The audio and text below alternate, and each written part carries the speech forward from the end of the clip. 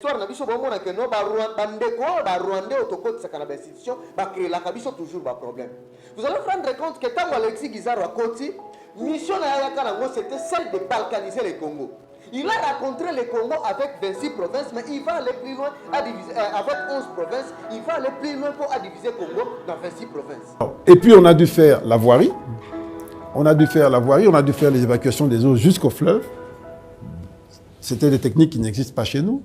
Et c'est le Turc qui a eu la charge de le faire, en accord avec l'OVD. Vous savez que pour ce travail-là, de voirie tout autour et d'acheminement de l'eau, l'OVD nous a demandé une affaire de 29 millions. Et lorsqu'on a demandé au prestataire Milvest, il nous a fait le même travail à 13 millions. Donc c'est pour vous dire qu'on n'était pas dans une... Et qu'est-ce qui s'est passé? Ils sont conseillers en matière d'investissement. Et ils ont signé un PV qui concluait qu'on allait faire l'aréna de 20 000 places à 125 millions de dollars. Alors, moi, je prends note, je prends acte, je suppose que le travail est bien fait, et puis ils se donnent rendez-vous, on était en avril, ils se donnent rendez-vous en juin pour la signature du contrat en présence du Premier ministre, avec les ministres concernés, en juin. En juin, on est devant le Premier ministre, on nous amène les signataires, nous signons, il y avait le ministre des Sports, le ministre des Infrastructures, il y avait moi, on finit de signer, on prend les signataires, on rentre au bureau et le lendemain, mon conseiller financier, Vageni Paipai, m'envoie un message. Il dit, Monsieur le ministre, quand nous avons terminé à Istanbul, nous avons signé un PV, on avait trouvé un accord sur 125 millions pour 20 000 places. Là, on vient de vous faire signer 175 millions. Mais déjà, au fait des ali calme avant d'inanda kunaye, mutuali kolobela ya zate. Il est là calme. Nous sommes un résultat de la justice, on y a. Moi, to kosenga lelo oyo. Moi na boka. Jean-Tini Ngobila tango ya kokoma moi bien aya pe ko expliquer biso makambo ya lampadaire comment ye azalaki détaché yobite taille na ndenge bitakwira lobaka je n'étais pas sélectionné au programme du développement au programme d'urgence de 100 jours parce que ma taille ne permettait pas ma taille ne répondait pas d'être sélectionné que il peut que son Jean-Tini Ngobila si c'est sa taille si c'est quoi qui ne lui permettait pas pour être sélectionné dans cette affaire Bandeko Balaki ministre Super Oyo Azala Wana Ezala Kaka Alexis Guizaro. Tu évites mon amour Alexis Guizaro. Ce qui nous sala nae pour le moment, Ezali Boni Banda Kala.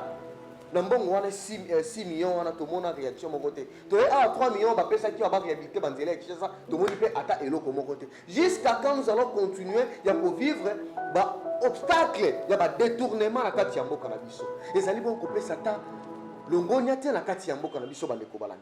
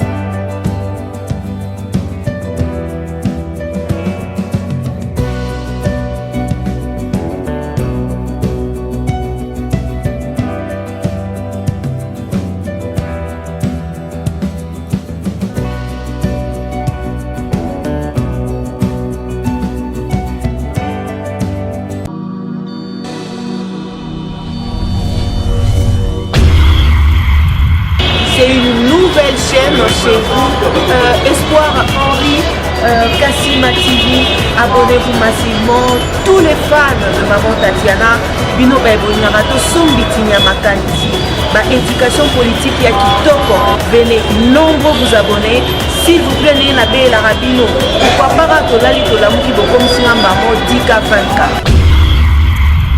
N'est-ce pas? Et aussi un vrai bien parce que seul soutien on a ces cabines les alliés pour s'abonner massivement ici les alliés camboya professionnalisme olingaka musique olingaka politique olingaka nyonso awa tokobanda kolobela ba sujet tout iko kelo kendo n'est-ce pas? Allez à suivre. Voilà. Bienvenue messieurs et dames à cette très grande émission Tour des contrôles où on a tous amis la 21e édition, il y a Tour des contrôles Nabiso, émission de l'excellence, émission Obomesana, surtout pour fonctionner partout dans le monde entier avec ces nouveaux numéros. Nous sommes très ravis à pouvoir être. Vous allez accompagner Biso Lolengi Yango et Longo Bani, vous allez bongo ébélé, puis vous allez s'abonner massivement à Kirobaka. L'information facile et la proximité avec la population congolaise. Là, de l'entrée des jeunes, nous saluons la présence de cette grande dame qui fournissent les efforts, Madame Fifi Kassima, autrement dit Maman Nganda Océan en Suisse, la femme qui nous accompagne toujours avec cette émission Tour des contrôles. Notre partenaire Oyo Azali Bongo pour accompagner Bisso. Bandeko balandi pour la émission Moalelo. Otika Koe Baete Tozali Bongo na 3 points à l'ordre du jour. Otoko débattre. Le Lenge Otobongi c'est la Kiango. De Yalibo Sotoko Loba. Na Maïma Tali. Premier point Tokolobela sur gouvernement a financé qui 3 millions de dollars pour la Kotonga Baroute inexistante. Na Lelo Banzela on a Emonanate. Bandeko balandi epesi pasi nde yango wana tozali na posa ya kozwa ba information oyo ezali sûre et certaine na ba ministère oyo ya tutelle na OVD entre autres pe totuna gouverneur parce que mbongo wana botika koyeba ete bapesaka yango mpona koréhabilite baroute na ville province ya Kinshasa ezalaka na époque ya Gentini Ngobila Mbaka wana pe déjà Nicolas Kazadi akotaka na action ndi yango wana toali komituna ezalaka parce que à un moment tomonaka Gentini Ngobila alaka pe chicoté mamakambo ebele oyo etalaka province vu que la ville province de Kinshasa ezali siège d'institution mai ebele bandaka koleka na mai etali misolo Gentini Ngobila andaka contrôler lisusu te ekomaka ye moko Nicolas Kazadi nda bandaka kobeta babala mikolo toyebi te est-ce que Kazadi a continué toujours kolanda l'action oyo ya 3 millions de dollars to ezalaka Gentini Ngobila oyo akoma lelo sénateur tokosenga Gentini Ngobila tokaki pe bongo ye azali na mwa yiki na nzoto akendaki ko se faire soigner mais dès son retour tokoluka pe to yeba mwa ba éclaircissement na maimatali 3 millions de dollars parce que bongo ya ba contribuable congolais ekoki bongo pe kobunga kaka boete na kati ya mboka Crève d'elle, Centre de recherche économique et financière et de développement local, demande à l'Assemblée nationale d'interpeller le ministre de Ziteper, Alexis Guizaro, Oyo, Abanda, Banda Toebi, mandat Félix Antoine Tshisekedi Banda, premier mandat, deuxième mandat, Azalaka toujours ministre, il y a Iteper. Ni en Assemblée nationale, qu'est-ce Crève, Otobengi, Centre de recherche économique, financière et de développement local, et Zali Bongo Kosenga, na moi, un Assemblée nationale, Oyo et Kamamakara Vital Kamere, Bakoka ko interpellé, moi, Mboka Otobengi na Komboya, Alexis Guizaro, pour fournir des informations, certes, pour la Maïmatali, 70 millions, 500 000 dollars, Oyo, Pesaki, le ministère Yazuteper, pour na tina bakoka kotonga ba infrastructure entre autres ba route ezana na kati ba logement sociaux faut ezala na kati mais jusqu'à présent tomoni ata réalisation mon côté nde structure oyo eza oyo est spécialisé na matali suivi ya misolo oyo ezala ka louer pour la construction ba infrastructure crève ye telemisi mongongo na ye pour na tina ya ko interpeller to ko rappeler mwana mboka Vital Kamere akokape ko benga mwana mboka Alexis Guizaro oyo azali congolais d'origine rwandaise ayape ko pesa ba information na ba congolais oyo bazali ba contribuable oyo ba kotiza mbongo na bango pona tina ya komemela bango mbongo wana na kati ya mboka. Troisième point pona ko chiter to kolobela sur OVD, l'entreprise de l'État oyo ezali ko continuer ko frapper fort.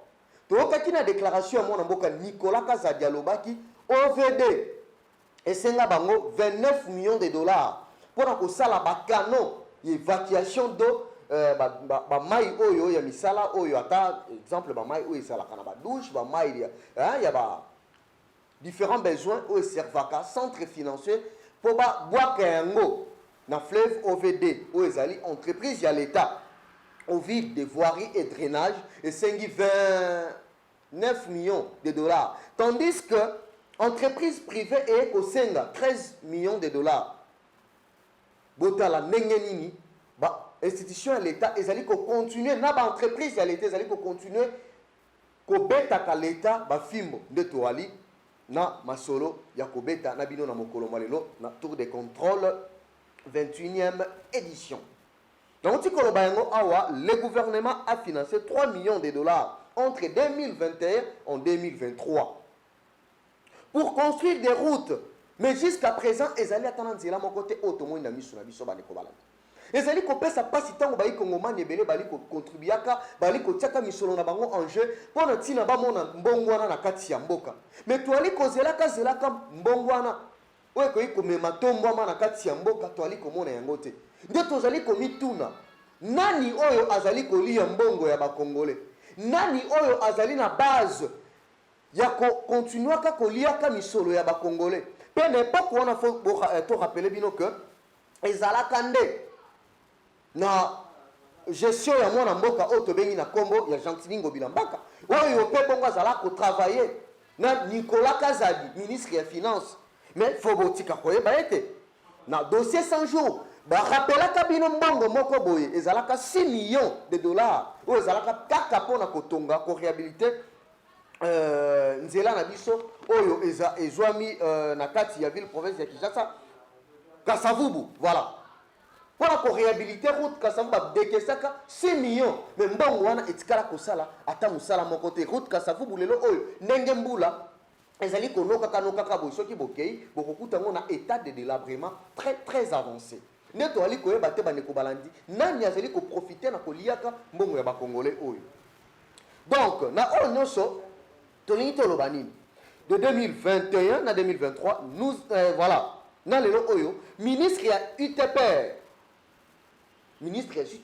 oyo azala wana ezalaka kaka Alexis Guizard toyebi te mwana mboka Alexis Guizard soki musala na ye pour le moment ezali boni banda kala na mbongo wana 6 millions wana tomona réaction moko te toye a 3 millions ba pesa ki ba réhabiliter banzela ya Kinshasa tomoni pe ata eloko moko te jusqu'à quand nous allons continuer ya ko vivre ba obstacle ya ba détournement na kati ya mboka na biso ezali bon ko pesa ta longonya te na kati ya mboka na biso bandeko balani de ezali makambo oyo tozali ko déplorer surtout na kati ya mboka na biso oyo tozali ana République démocratique du Congo. Na maina wana ikoloba bandeko balandi ville province ya Kinshasa ezalaka géré na gouvernement provincial. Mais une grande partie ya participation na développement na gestion na yango pe ezalaka et dépendaka na gouvernement national parce que ezali siège ya institution. Bipai oyo mutu nyonso oyo azali ko gérer choses publiques ou soit oyo azali na kati ya gouvernement central avandaka.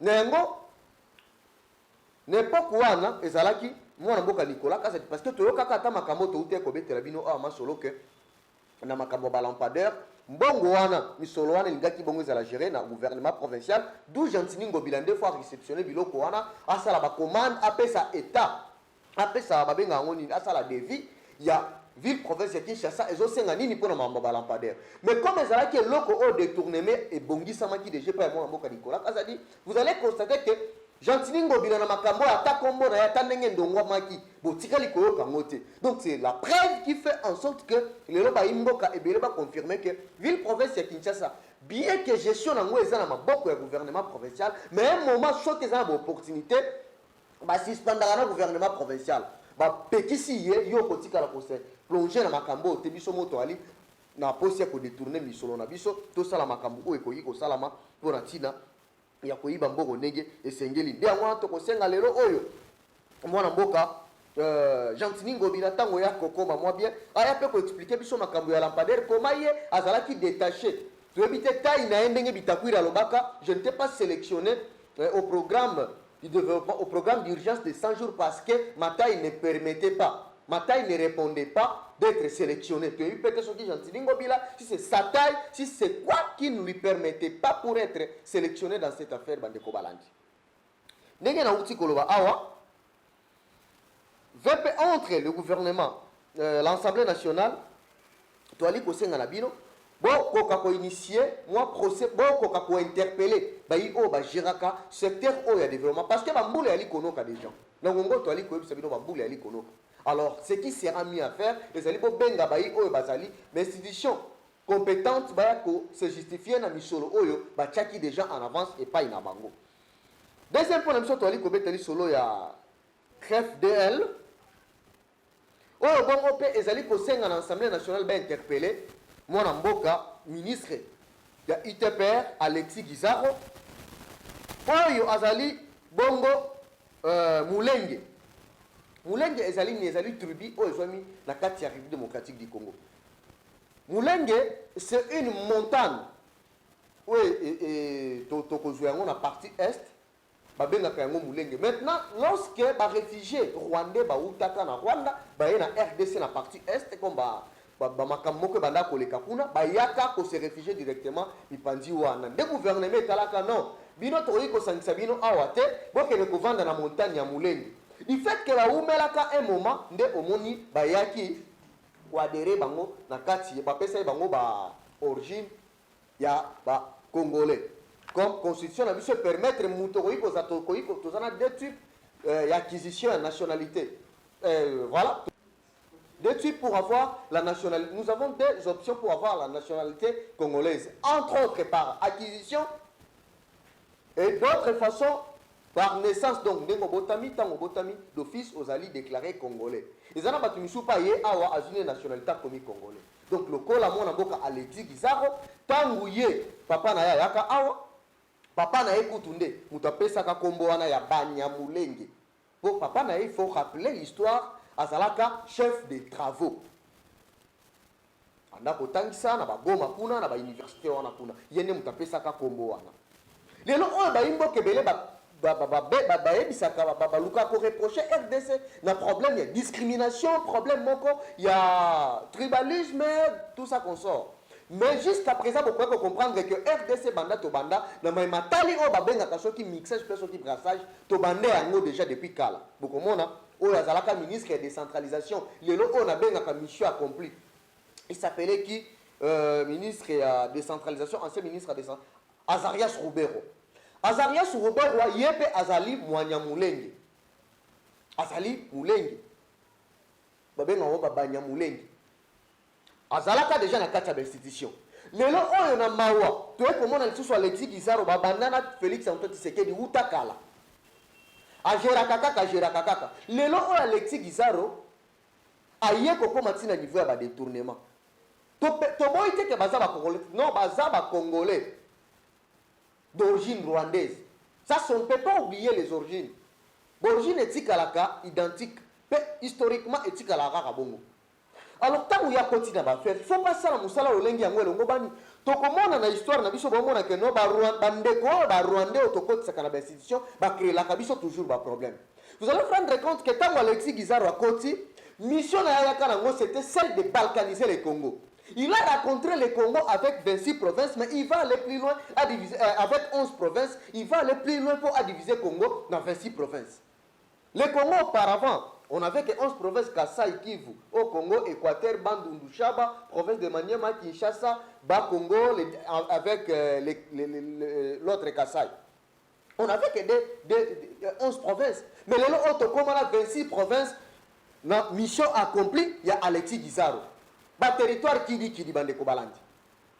Bon, la gestion, il y a Moïse Congolais d'origine rwandaise. Donc, il y a les choses sur Alexis Gizaro. Non, Alexis Gizaro, oui. Parce que là, c'était... Non, c'est qui là?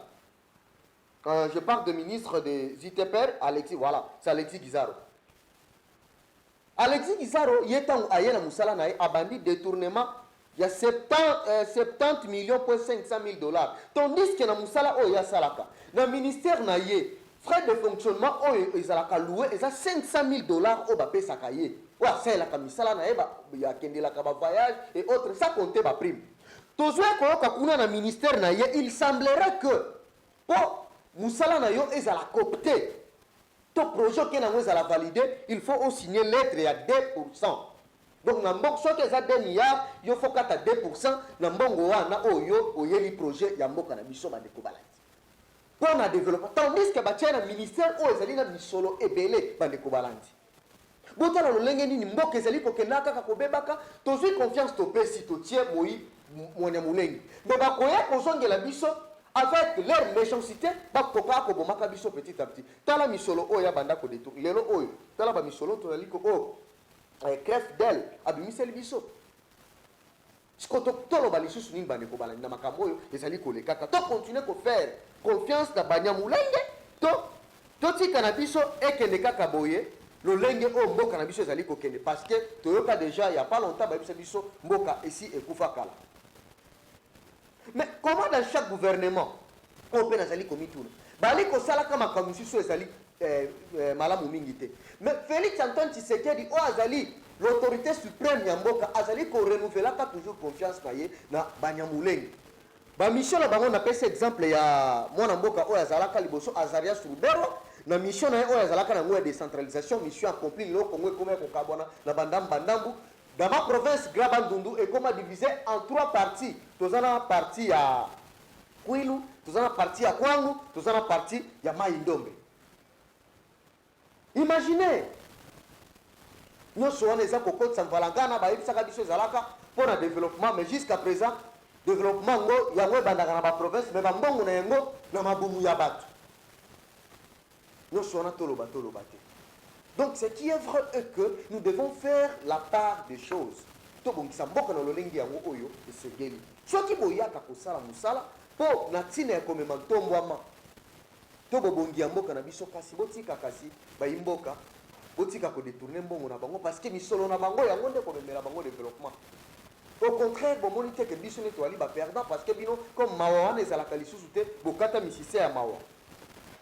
Nous demandons à Kamere d'exécuter la demande de l'interpellation de cette structure qui interpelle à l'Assemblée nationale.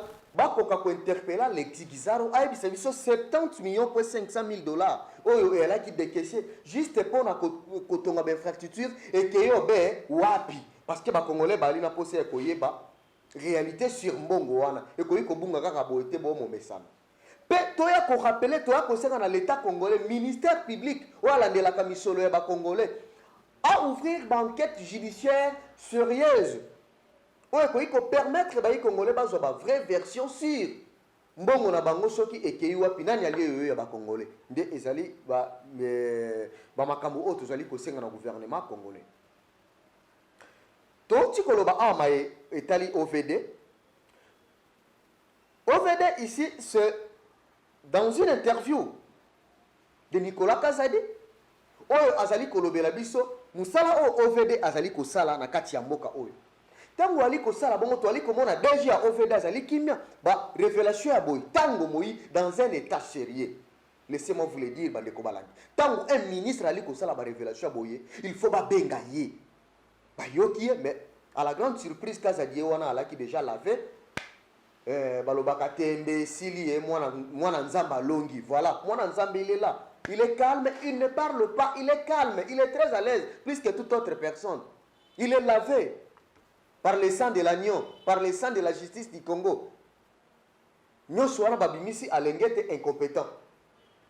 Lelo oyo, toyoki ovede kuna mbongo, tala ebele, oyo eutaki ko baute ko betango ekachaka. Tokosenga na vidéo wana oyo aliko lobela ba réalité sur OVD. Comme ça, Tokoya Kozonga juste après pour chuter à cette émission. L'exigence de Mariotte, ajouter 1 ou 2 étages. Alors, et puis on a dû faire la voirie. On a dû faire les évacuations des eaux jusqu'au fleuve. C'était des techniques qui n'existent pas chez nous. Et c'est le Turc qui a eu la charge de le faire, en accord avec l'OVD. Vous savez que pour ce travail-là, de voirie tout autour et d'acheminement de l'eau, l'OVD nous a demandé une affaire de 29 millions. Et lorsqu'on a demandé au prestataire Milvest, il nous a fait le même travail à 13 millions. Donc c'est pour vous dire qu'on n'était pas dans une... Et qu'est-ce qui s'est passé? Son conseiller en matière d'investissement. Et ils ont signé un PV qui concluait qu'on allait faire l'aréna de 20 000 places à 125 millions de dollars. Alors, moi je prends note, je prends acte, je suppose que le travail est bien fait. Et puis ils se donnent rendez-vous, on était en avril, ils se donnent rendez-vous en juin pour la signature du contrat en présence du Premier ministre, avec les ministres concernés, en juin.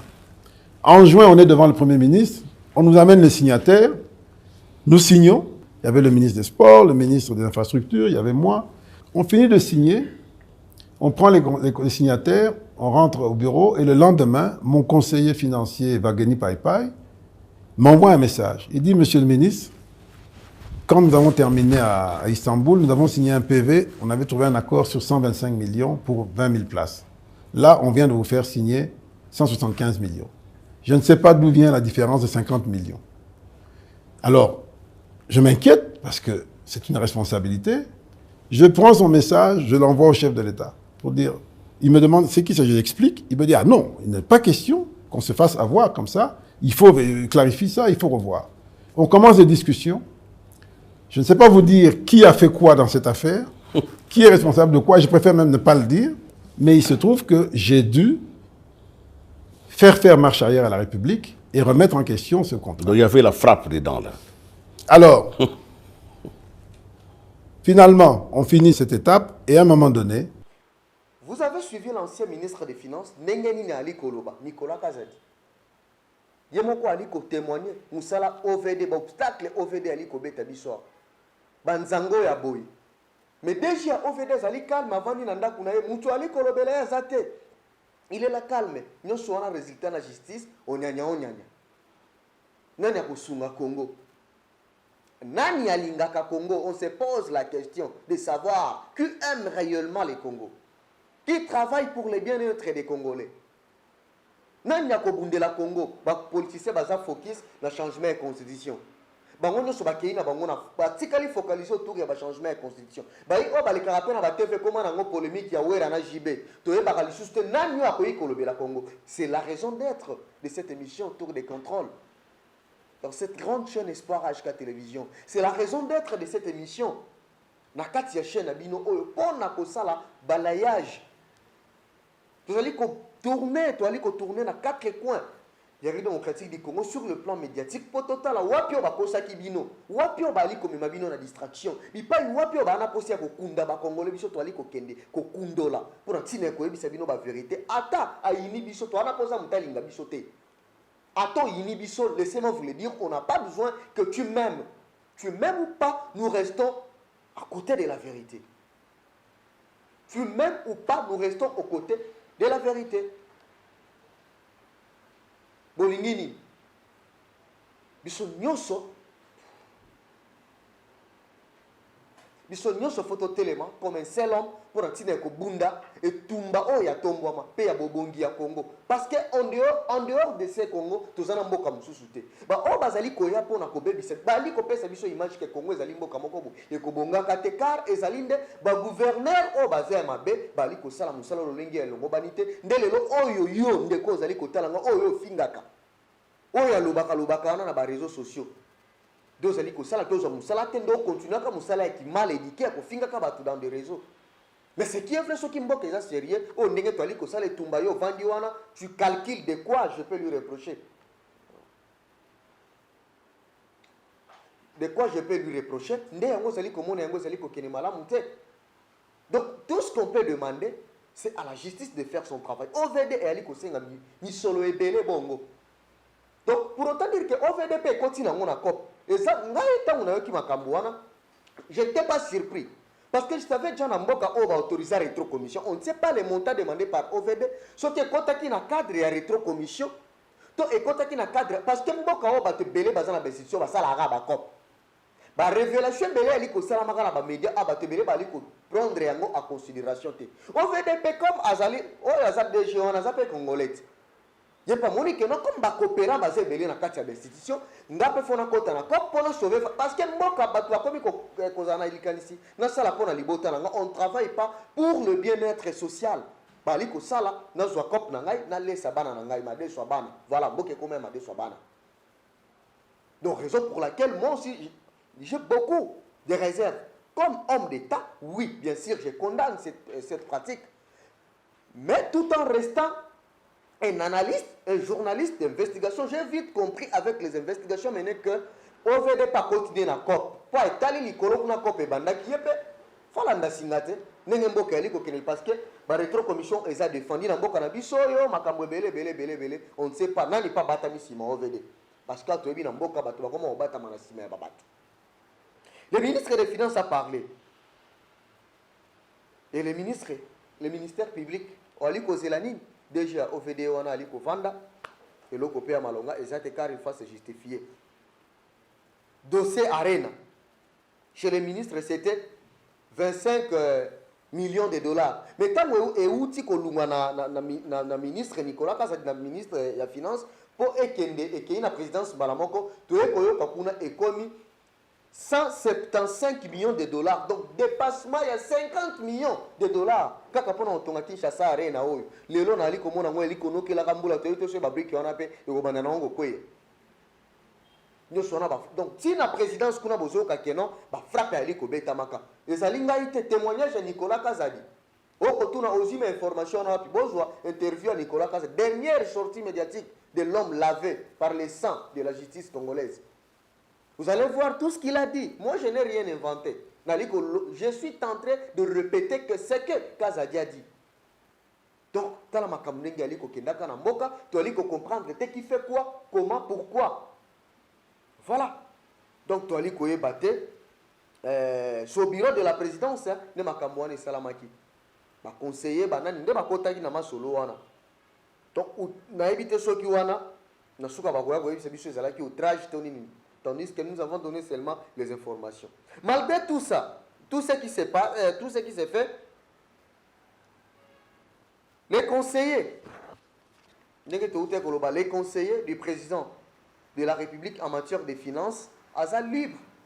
Malgré la révélation à Kazadi, conseiller du président de la République, Oyo, à Eritaka, parce que faut que Nicolas Kazadi n'est pas conseiller en matière de finances à Félix Antoine Tshisekedi. En guise ya musala na ya malamu wanda ko sala na présidence, ne yango na boboni bazwaka ye, ba ko chaye na ministère ya finance. Donc wana ezali schéma ndenge makambo ali ko salama, tant Kazadi ali ko pesa ba déclaration oyo. Conseiller en matière de finance, le président de la République, Atikali Pekimia, Toyoki Pekuna, Ata et l'autre côté. Ou soit le président de la République aussi, peut-être coupable ou comment.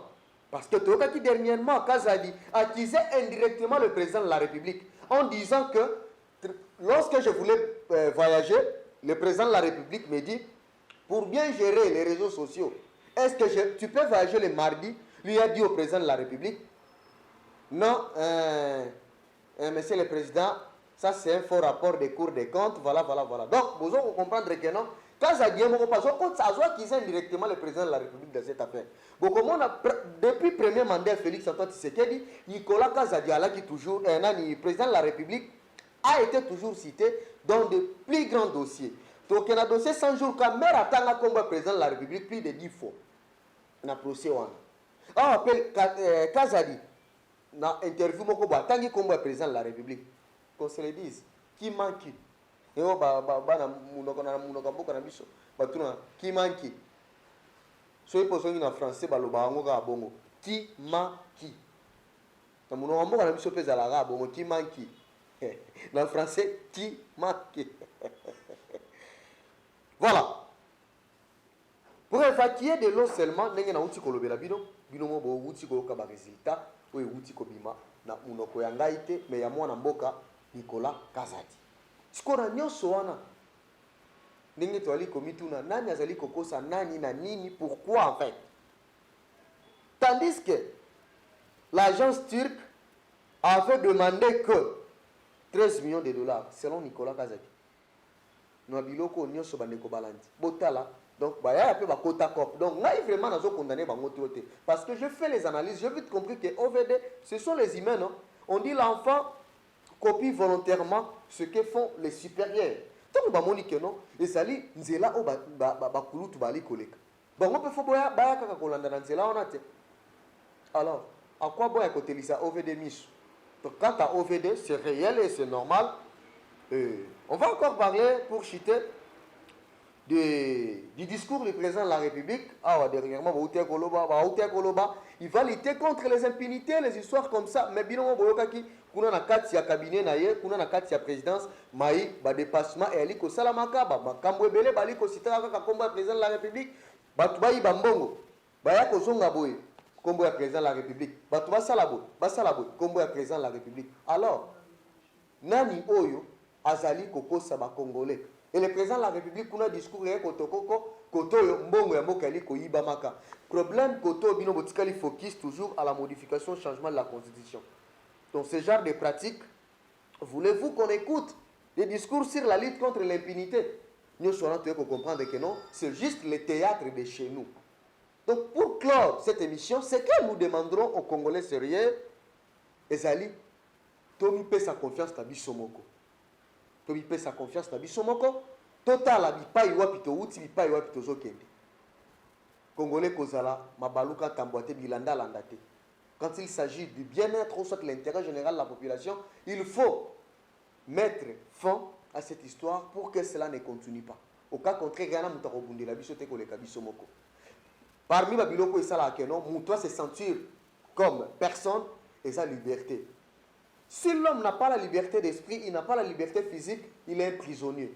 Yopo lingo za la prisonnier ya mutu oyo atsumbi likanisi na ya mabe ya koibaka bambongo ya l'État ya kobebisaka ba institution ya mboka oyo ezalaka ezala kokende kokufa oyo ezali kobota matwali komona yango te toloba nini lisusu na kati ya mboka na biso oyo tobenga angelo ya kokita ya kosala biso enquête lelo tata mokonzi kola la kaka biso pe akosala biso